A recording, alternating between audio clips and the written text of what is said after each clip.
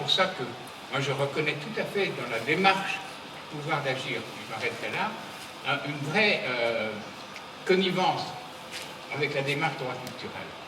Parce qu'il est absolument évident que la base de ce pouvoir d'intervention, de ce pouvoir de dire les faits, c'est la reconnaissance de ce que chaque personne possède comme un droit inaliénable à partir de son expérience personnelle d'appartenance à, effectivement, plusieurs communautés, plusieurs collectivités dont elle s'est nourrie, la personne s'est nourrie.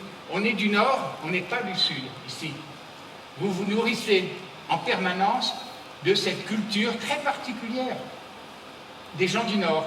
Hein, et je connais un peu, c'est vraiment pas tout à fait la même chose que ce qu'on rencontre dans le Midi, ou même ce qu'on rencontre à Paris. Mais en même temps, vous êtes de tel ou tel milieu social, de tel milieu professionnel, vous appartenez à une génération. À partir de toutes ces particularités, vous avez une expérience de la vie, qui est un savoir sur la vie. Et ce savoir, il est particulier, il est chaque fois particulier, mais il se construit quand même par la rencontre d'autres personnes qui partagent ce même savoir. Donc il y a des phénomènes de communauté d'appartenance. Mais on appartient à plusieurs communautés. Et donc il est très important de reconnaître ce savoir des personnes, en faire une capacité civique, à partir d'une expérience particulière, mais dans un travail de mise en commun de ces expériences particulières. Alors, on appartient à des communautés. Ces communautés, il ne faut pas qu'on soit assigné à résidence dans la communauté. Il ne faut pas que ce soit l'État qui dise « Toi, parce que tu es une femme, voilà ton statut.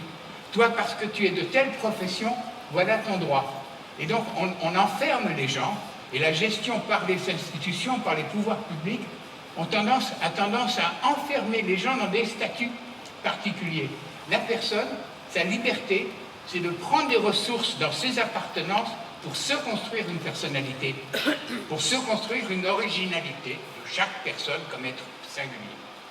Mais en même temps, pour arriver à agir, il faut que ces singularités, ces personnalités individuelles, puissent agir en commun, parce que sans ça, elles ont du mal. Donc, on reconstruit de la communauté à partir de la rencontre des personnes, alors les mouvements féministes pour les femmes, hein, les mouvements professionnels, le syndicalisme, les mouvements associatifs, quand sur un problème, on a envie de dire ensemble des choses, il faut effectivement, mais c'est un droit de la personne d'exister dans l'espace public, et un droit individuel qui s'exerce en commun.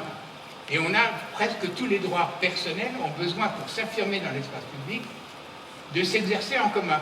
Mais il ne faut pas que le commun prenne le pouvoir sur le droit de la personne. Et de ce point de vue-là, la démarche droit culturel et cette démarche un peu politique que j'essaye d'exprimer, elle est absolument en pleine convergence.